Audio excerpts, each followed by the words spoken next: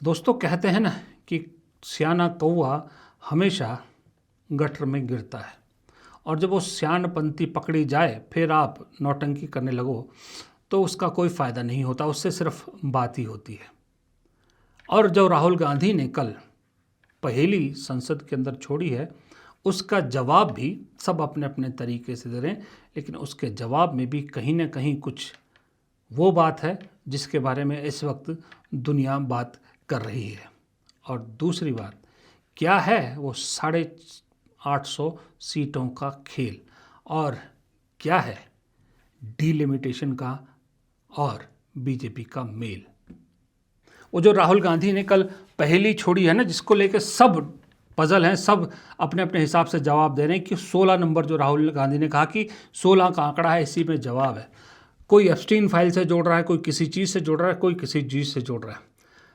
मेरा जो आंकलन है, मेरा जो जवाब है, अगर राहुल गांधी की टीम से कोई देख रहा हो जरा उन तक पहुंचाइएगा। मेरा जो 16 की पहेली का जवाब है वो ये है कि इसके दो पहलू हैं।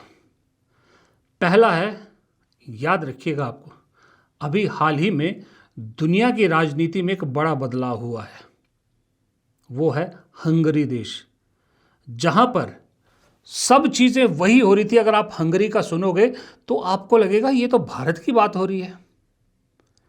वहाँ का जो शासक था उसने वही सब किया जो इस वक्त भारत में हो रहा है, वो चाहे मीडिया हो, चाहे जुडिशरी हो, चाहे संवैधानिक संस्थाएं हो, सब कुछ वही किया था। लेकिन सत्ता कब पलटी? 16 साल बाद। 16 साल बाद सत्ता पलट गई, क्योंकि वहाँ जो सत्ता में थे, जिनको जनता ने पलटा, उन्हें ओवर कॉन्फिडेंस हो गया था कि अब मैं सब कुछ सील कर चुका हूँ, अब मुझे कोई नहीं हरा सकता। लेकिन जनता ने अपने मत का प्रयोग करके सब कुछ बदल दिया। सरकार ये जो डिलिमिटेशन और सीटों का नंबर बढ़ा के उस एक लूपहोल का जवाब तलाश रही थी कि अगर इन केस हंगरी वाला जैसा केस हो भी गया तो क्यों ना कुछ ऐसा किया जाए कि अगर वोट खुल के पड़ भी जाए तो वो हमारा वोट तो एक जगह पड़े, लेकिन जो हमारे विरोध का वोट हो वो अलग अलग जगह छिटके पड़े, ताकि उनको कोई फ़ायदा ही ना हो। वोट प्रतिशत आपने अक्सर देखा होगा कि जैसे असम में भी पिछली बार हुआ था, कांग्रेस और बीजेपी का वोट प्रतिशत तकरीबन बराबर था, लेकिन सीट में कितना डिफरेंस था। वही खेल किया जा रहा था कि वोट प्रतिशत बेशक विपक्ष का बढ़ जाए, लेकिन वो बटा हुआ हो, इकट्ठा ना हो। बीजेपी का वोट प्रतिशत इकट्ठा हो ताकि सीटों में कन्वर्ट हो जाए। 16 साल वाला एक तो ये कनेक्शन है। दूसरा, मैंने एक वीडियो में पहले भी ये हिंट दिया था, जिस दिन सम्राट चौधरी को बिहार का मुख्यमंत्री बनाया था, शायद उस दिन के वीडियो में मैंने ये बात कही है कि मुझे ऐसा लग रहा है कि ये सारी कवायद जो हो रही है अभी, चाहे वो अपने लोगों को मुख्यमंत्री के पद पे बिठाना हो, चाहे अपने खास लोगों को आसपास रखना हो, और चाहे एक बिल्कुल ही डमी बीजेपी अध्यक्ष बनाना हो, चाहे आरएसएस की बढ़ाई करना हो, और चाहे अब ये डिलिमिटेशन और सीटें बढ़ाने का खेल हो, ये सिर्फ और सिर्फ एक मकसद से लग रहा है कि मुझे मोदी जी किसी भी हालत में 2029 में फिर प्रधानमंत्री बनना चाहते हैं। ये तो तय है।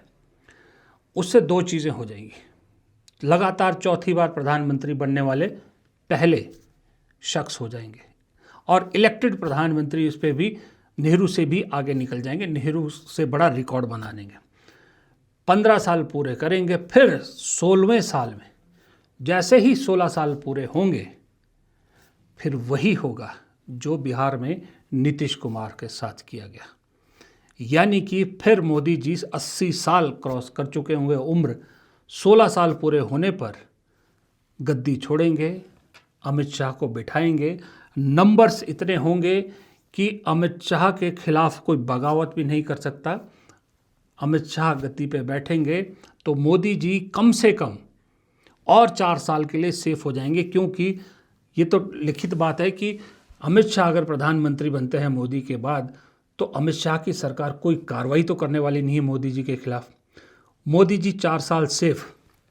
उन 4 साल में अगर 1/3 मेजॉरिटी आ गई तो कुछ ऐसा खेल बिठाया जाए कि प्रधानमंत्री मोदी को उस वक्त कोई ऐसी पोजीशन दे दी जाए कि जब तक मोदी जी जिंदा हैं तब तक वो उस पद पे रहें। ये पूरा खेल लग रहा है मुझे। और 16 की पहेली का आंसर यही है, एक हंगरी के 16 साल और एक 16 साल का मोदी का राज, फिर सत्ता परिवर्तन और मोदी जी को सेफली कुछ ऐसा कवर दे देना ताकि आगे जब तक वो हैं उन्हें कोई किसी तरह की जांच या कोई भी ऐसा मुसीबत का सामना ना करना पड़े। Population of over 25 lakhs. He in fact listed Malkangiri also, that has 48 lakhs people. You may have some reservations about demilitation, but do you not believe that it's the need of the hour, ma'am? Actually, no. Actually, I don't. I believe that that's the way it's being sold. And delimitation of seats of 20, 30, 40 has been done before. But a complete overhaul of parliament, and that too in the hands of people who tend to have disregard for institutions, who tend to weaken every institution, including the election commission. How can you expect us to support this? It's not possible for anybody who loves democracy, who loves this country, to support such a thing. ये सरकार कह रहे हैं कि black day है। Black day इनके लिए इसलिए है क्योंकि पहली बार इनको धक्का लगा जो लगना चाहिए था। आज की महिलाओं की समस्याएं बहुत ज़्यादा बढ़ रही हैं, संघर्ष बढ़ रहा है। बेवकूफ़ नहीं है महिलाएं, सब कुछ देख रही हैं। वो पीआर मीडियाबाजी वो अब नहीं चलेगी। जी हाँ, राहुल गांधी जो बात आज तमिलनाडु में कहकर आए हैं या अपनी सभी सभाओं में कहा है, ये दरअसल राहुल गांधी तो अब कह रहे हैं ये डर सरकार के दिल में पिछले काफ़ी दिनों से है और यही डर था जिस डर ने मजबूर किया सरकार को कि महिला आरक्षण विधेयक को फिर से इंट्रोड्यूस कराया जाए और उसके साथ डीलिमिटेशन और सीटें बढ़ाने का फॉर्मूला लाया जाए। ये एक वजह है, उसको लाने की और भी वजहें हैं, लेकिन एक वजह ये भी है कि दक्षिण भारत में बीजेपी को ये बात समझ में आ गई कि दक्षिण भारत उनके बस की बात नहीं है। दक्षिण भारत बीजेपी की विचारधारा को एक्सेप्ट नहीं कर रहा है, इसलिए कहीं ना कहीं बीजेपी ने हार मान ली है, सरकार ने हार मान ली है और अब उसे लगता है कि 29 में अगर फिर से सत्ता हासिल करनी है तो दक्षिण से उम्मीद नहीं है। तो इसके लिए इसका जुगाड़ कुछ ऐसा किया जाए कि बाकी जगहों से ही ऐसी स्थिति बन जाए कि हम आराम से सत्ता में पहुंच पाएं। ये एक बेसिक मोटिव था ये बिल लाने का, जबकि मालूम था सरकार को कि ये बिल गिरेगा, लेकिन फिर भी एक कोशिश की। इसके अलावा एक बहुत बड़ा गणित भी था जो सरकार इस विधेयक के पास होने पर बिठाना चाह रही थी। बताऊंगा राहुल गांधी ने वो 16 की पहेली क्या बुझाई है, उस 16 की पहेली का क्या जवाब हो सकता है मेरे हिसाब से वो भी बताऊंगा। लेकिन उससे पहले थोड़ा सा ये समझने की कोशिश करेंगे कि ये जो डीलिमिटेशन और सीट बढ़ाने का साथ में जोड़ा गया था ये क्यों जोड़ा गया था। लेकिन उससे पहले आपको एक चीज़ और दिखाना चाहता हूँ। कल जैसे ही बिल गिरा, जैसे ही विपक्ष ने पहली बार बड़ी हार बीजेपी के हाथों में सौंपी, उसके चंद मिनट बाद ही सारी बीजेपी की महिला सांसद बाहर प्ले कार्ड लेकर मौजूद थी कि विपक्ष कांग्रेस महिलाओं का दुश्मन। इसका मतलब पहले से मालूम था कि बिल गिर रहा है, तैयारी पहले से थी। ये तो क्लियर हो गया। आज बीजेपी ने पूरे देश भर में इसे एक मुहिम बनाने की कोशिश की है कि देश में ये मैसेज दिया जाए कि हम तो महिलाओं के पक्ष में हैं, महिलाओं के मसीहा हैं, लेकिन विपक्ष महिलाओं का दुश्मन है। इसमें मुझे दो चीज़ें पूछनी है। क्या जो ये सत्ताधारी पार्टी है या सत्ताधारी एनडीए है, क्या इस देश की महिलाओं को इतना नासमझ समझता है कि वो कुछ भी कहेंगे और महिलाएं मान जाएंगी? 3 दिन सदन की कार्रवाई पूरे देश ने देखी है। पूरे देश ने देखा है कि सदन में किस बात पे बहस हो रही थी, और 3 दिन तक सब ने देखा है कि विपक्ष के हर नेता ने यह कहा है कि हम 2023 में जो बिल पास कर चुके हैं महिला आरक्षण का, उसे तुरंत लागू किया जाए और 543 सीटों के आधार पर लागू किया जाए। ये डिलिमिटेशन और सीटें बढ़ाने का साथ में जो जोड़ा गया है, इसी में कुछ खेल है। लेकिन उसके बावजूद बीजेपी आज पूरे देश में मैसेज देने की कोशिश कर रही है कि विपक्ष महिलाओं को आरक्षण के खिलाफ है। ये भी इस देश की हर महिला जो राजनीति में आरक्षण मिलने का मतलब जानती है ना। देखिए, 2 तरह की महिलाएं हैं इस देश में। एक तो वो है जिसे राजनीति से कोई लेना देना नहीं है, उसे उस चीज़ से लेना देना है कि कौन सी सरकार उसके लिए क्या स्कीम लेके आ रही है, कितना कैश दे रही है, क्या बेनिफिट दे रही है, महंगाई कितना कम कर रही है, कितना रोजगार पैदा कर रही है, ये है। उसे राजनीति से कोई लेना देना नहीं।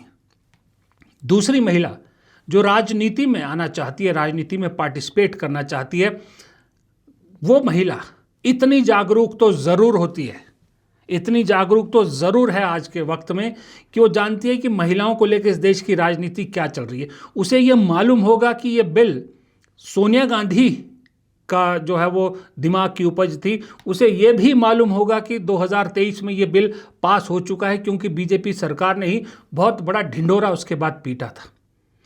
वैसी महिलाओं को आज आप फिर से बेवकूफ़ बनाने की कोशिश कर रहे हैं कि देखिए, हम तो बिल पास करवा रहे थे, विपक्ष ने गिरवा दिया। ये मुझे सोच समझ नहीं आई है एनडीए की, बीजेपी की। ये सोच मुझे समझ से परे है। दूसरी बात, जब आप पूरे देश में रैलियां निकाल रहे हैं, सब कुछ कर रहे हैं, विपक्ष को कोस रहे हैं, महिला विरोधी बता रहे हैं, आपके खुद की पार्टी का जो स्टूडेंट विंग है एबीवीपी, उसकी करतूतें देखिए। एक तरफ बीजेपी महिलाओं का हितैषी अपने आप को बता रही है, दूसरी तरफ एबीवीपी के कुछ शरारती तत्व या कुछ जो नेता कहें, गुंडे कहें, जो आप कहिए, महिलाओं के कॉलेज, दिल्ली में एक महिलाओं का कॉलेज है गार्गी कॉलेज, उसमें घुसते हैं, ज़बरन घुसते हैं महिलाओं के, लड़कियों के कॉलेज में। लेकिन लड़कियां जिस हिसाब से उनके सामने खड़ी हुई और जिस तरह से उन्हें भगाया जिस तरह से, लिटरली भगाया, आप देखिए, स्क्रीन पे देख रहे होंगे, ये सच्चाई भी बताता है। आप महिलाओं का हितैषी अपने आप को बता रहे हैं और आपके युवा नेता लड़कियों के कॉलेज में जाके गुंडागर्दी करते हैं और फिर लड़कियां इस तरह से भगाती है। पूरा लड़कियों का कॉलेज इकट्ठा हो गया, पूरा उनके सामने खड़ा हो गया। इस महिला शक्ति को आप ये बताने की कोशिश कर रहे हैं कि हम आपके लिए बिल लाना चाह रहे थे, लेकिन विपक्ष नहीं लाने दे रहा है। इन्हें बेवकूफ़ बनाने की कोशिश कर रहे हैं आप। अगर ऐसी कोशिश कर रहे हैं तो फिर मैं इसके आगे क्या बोलूं, अब अगर ऐसी रणनीति पे काम चल रहा है। दूसरा, आपने कल से लेकर सोचा होगा, बहुत से लोगों ने सोचा होगा कि ये आखिरकार 850 का आंकड़ा क्यों करना चाह रहे थे। अगर महिलाओं के इतने हितैषी है, सिंपल संशोधन लाते, संविधान संशोधन लाते कि भाई हमने जो बिल पास 2023 में बिल पास किया था, उसमें यह प्रावधान था कि 2026 की जनगणना के बाद फिर डिमोनेटाइजेशन होगा, फिर लागू होगा ये बिल आरक्षण। तो उसको हटाने के लिए आप ये संशोधन लाते कि देखिए, हम 2029 से इसे लागू करना चाहते हैं, बशर्ते है कि वो जो 2 क्लॉज हैं उन्हें हटाया जाए। उन क्लॉज को हटाने के लिए संशोधन लाते, पूरा विपक्ष इसको तुरंत पास कर देता, क्योंकि किसी विपक्ष में हिम्मत नहीं थी कि इस चीज़ को मना कर दे। लेकिन मंशा पहले से कुछ और थी। मंशा ये थी कि क्यों ना कुछ ऐसा किया जाए कि 2029 में गद्दी तो पक्की की ही जाए, साथ में कुछ ऐसा नंबर मैजिक किया जाए कि अगर 2/3 मेजॉरिटी आ जाए, फिर तो वो सारे मंसूबे पूरे करेंगे जो 400 पार करने के दावे के वक्त मंसूबे थे। आप देखिए, इस वक्त मैं दक्षिण भारत छोड़िए, मैं चंद राज्य आपके सामने लेता हूं। जैसे राज्य में हरियाणा, उत्तराखंड, राजस्थान, उत्तर प्रदेश, बिहार, असम, वेस्ट बंगाल, उड़ीसा, मध्य प्रदेश, गुजरात, महाराष्ट्र, आंध्र प्रदेश और कर्नाटका। ये राज्य ले रहा हूं जहां पर बीजेपी मजबूत है या बीजेपी सहयोग के साथ मजबूत है, मतलब इंपॉर्टेंट है। इन सब राज्यों में इस वक्त 393 सांसद होते हैं, 393 सीट है इन राज्यों में।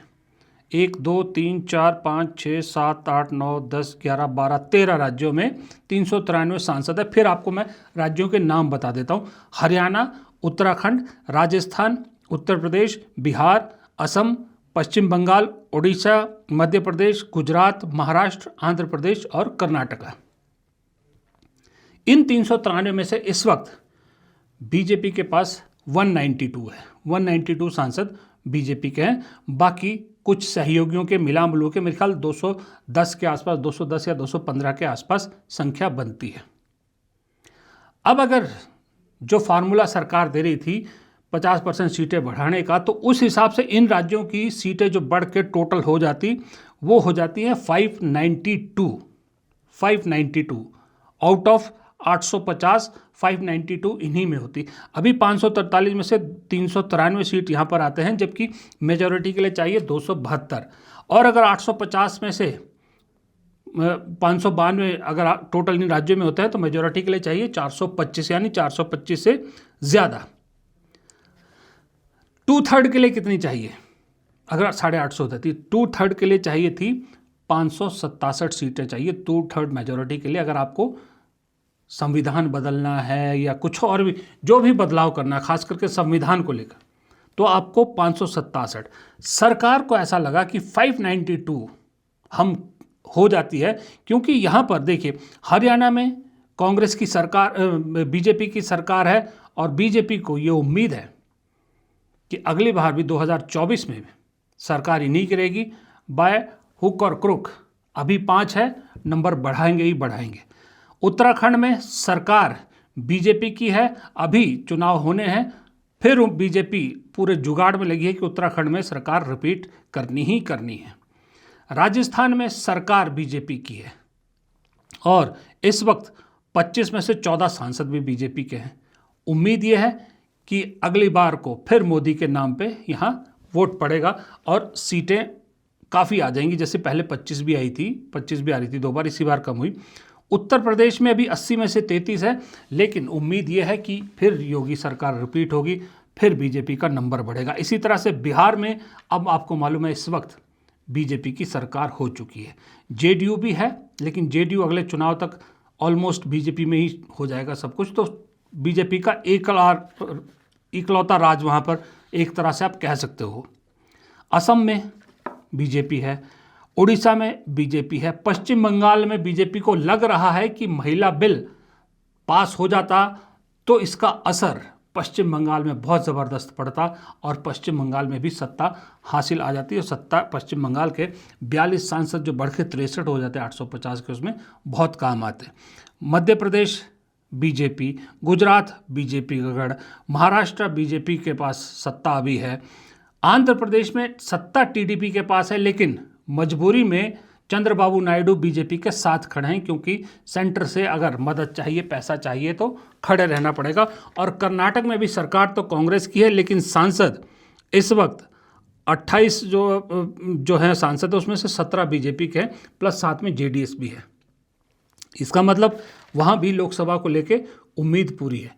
तो बीजेपी को लग रहा था कि इन 592 में से अगर मेजॉरिटी भी चाहिए हमको तो 425 बनती है। इस 425 का बहुत बड़ा हिस्सा हम इन्हीं राज्यों से निकाल सकते हैं। देखिए 393 में से 272 निकालना मुश्किल होता है, लेकिन 592 में से 425 सीटें निकालना आसान होगा, क्योंकि यहाँ एक और क्लॉज है। जब डीलिमिटेशन होती तो डीलिमिटेशन बीजेपी अपने हिसाब से करती, जैसे असम में किया कि जहाँ जहाँ उनका स्ट्रांग पॉइंट है, जहाँ उनकी मजबूत पकड़ है, वो अपने पास रखती। जहाँ विपक्ष मजबूत होता उस सीट को 2 हिस्सों में या 3 हिस्सों में बांट के छिन्न भिन्न कर देती।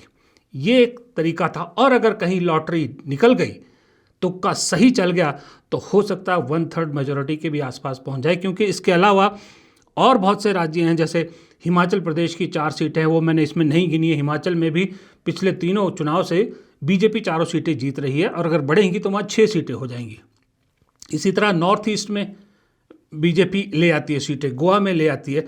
कुल मिला के निशाना सीधा दरअसल 1/3 मेजॉरिटी का था कि अगर इन 592 में से अगर 450 के आसपास 450 460 हमें मिल जाए, उसको पक्का करना चाह रही थी। बाकी 100 सवा 100 का इंतज़ाम तो और कर ही लेंगे, कुछ छोटी पार्टियां जोड़ के, कुछ तोड़ के, कुछ करके 1/3 मेजॉरिटी करना था, फिर अपना खेल खेलना था। वो संविधान बदलना हो चाहे जो भी हो वो करना था। ये बेसिक खेल इसके पीछे था।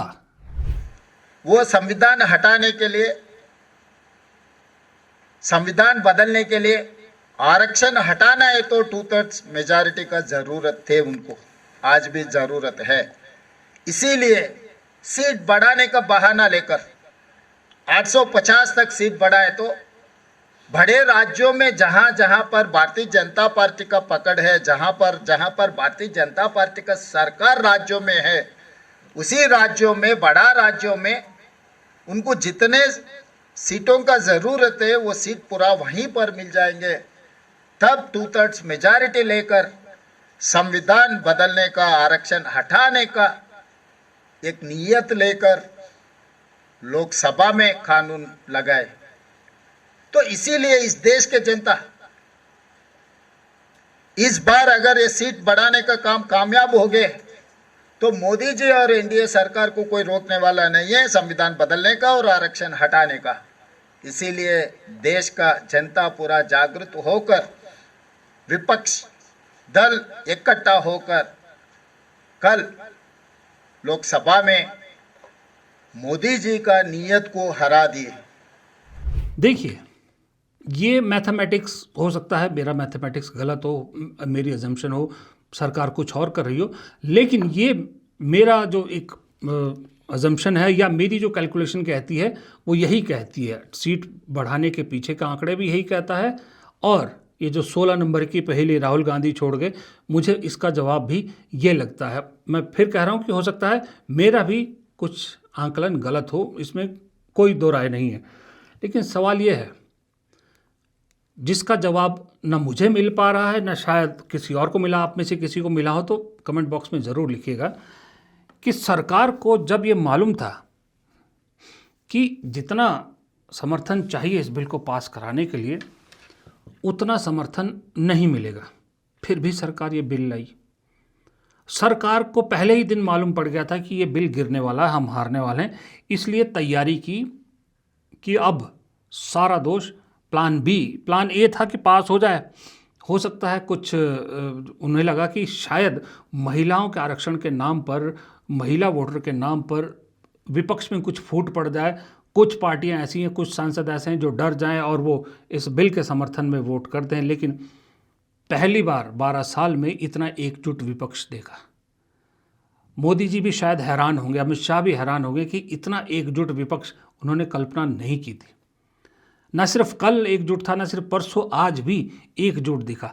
वो टूट नहीं हुई, बिल गिर गया तो प्लान बी शुरू हो गया कि अब इसका ठीकरा ऑपोजिशन के सिर पर फोड़ा जाए, इसलिए वो तख्तियाँ तुख्तियाँ लेके शुरू हो गया। और मज़े की बात देखिए, एक चीज़ और जो प्रियंका गांधी ने बोली कि मीडियाबाजी की तैयारी भी पहले से थी। ये भी पहले से था कि किस किस को क्या हेडलाइन छापनी है, वो सब दी गई थी। टीवी की तो आप बात ही छोड़ दीजिए, उधर तो पहले से ही बन गई थी। अब मैं अखबारों की भी बात करूं, आज सुबह अगर आप उठे हों तो आपने अखबारों की हेडलाइन देखी। अखबारों की हेडलाइन देखिएगा, जो खबर है ही नहीं वो हेडलाइंस थी। एक ही अखबार था जिसने सही हेडलाइन दी, जो सच्ची खबर है। मैं अपने एडिटर को कहूँगा कि अब बारी बारी से सारे अखबारों के लगाएंगे। सबसे पहले द हिंदू को लगाइए। द हिंदू ने, अकेले अखबार ने सही खबर लगाई कि constitution amendment bill part of delimitation package defeated. ये सही है, कॉन्स्टिट्यूशन अमेंडमेंट बिल था, महिला आरक्षण बिल तो था ही नहीं, वो तो ऑलरेडी पास हो चुका था 2023 में। ये तो अमेंडमेंट बिल था और पार्ट ऑफ डिलिमिटेशन पैकेज, जो डिलिमिटेशन पैकेज का पार्ट था ये, वो गिर गया। ये सही हेडलाइन है।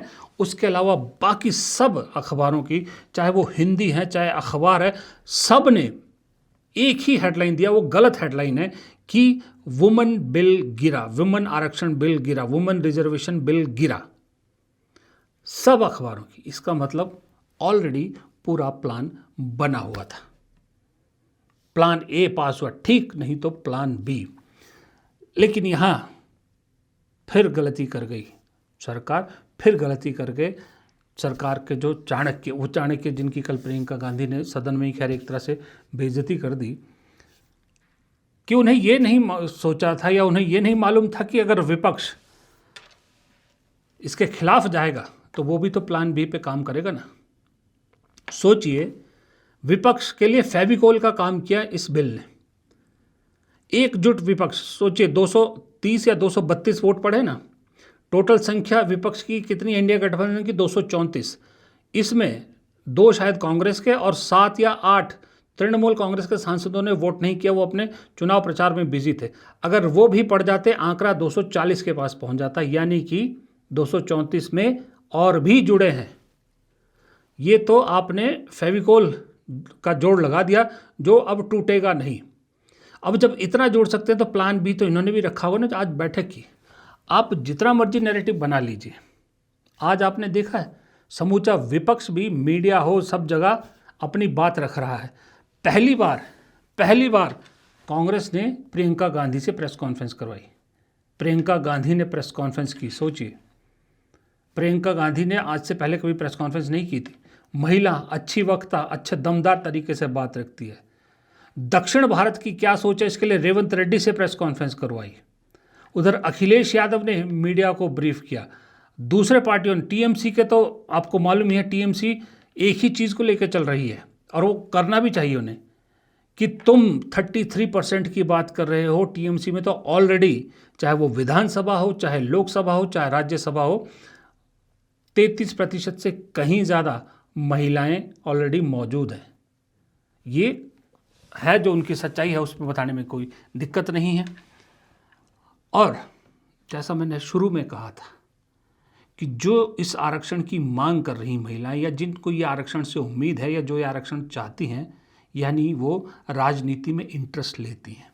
और जो राजनीति में इंटरेस्ट लेती है भाई लोगों, वो पढ़ती लिखती भी हैं, वो राजनीति से टच में रहती है, चाहे वो रील के ज़रिए ही, चाहे वो सोशल मीडिया के ज़रिए ही, लेकिन वो जानती है राजनीति में क्या चल रहा है। तो ऐसी महिला को मालूम होगा कि ये बिल ऑलरेडी 2023 में पास हो चुका है, इस बार फिर क्यों दोबारा संसद में रखा गया और उसके साथ क्या जोड़ा गया और किस वजह से ये गिरा, ये सब मालूम होगा।